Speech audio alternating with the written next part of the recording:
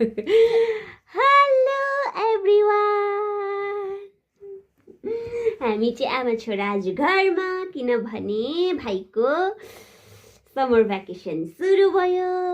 अन्त अब भाइको न्याङ पनि सुरु हुन्छ है भाइलाई, किनभने भाइको स्कुल हलिडे हैन। अन्त जानु पर्दैन नि पर्दैन। तिमीलाई घरमा मजा आउँछ कि स्कुलमा मजा आउँछ?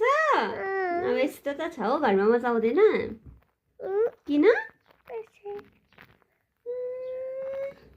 हाम्रो चाहिँ अब समर भ्याकेसनमा नि कहीँ जानु पाउँदैन यो साल चाहिँ, किनभने कहाँ? किनभने ठुलो नानीको चाहिँ अब एक्जाम स्टार्ट भयो, मिड टर्म। अन्त नानी ठुलोको चाहिँ छुट्टी हुँदैन योपालि, अस्ति नै भइसक्यो हो। त्यही भएर अब चाहिँ हामी घरमै बस्नुपर्छ, भाइ र मम्मी। कहाँ जानुपर्छ? हाम्रो भाइलाई चाहिँ पुरा स्कुल जानु मनपर्छ हो गाइज, खालि स्कुल जानुपर्छ भन्छ हो।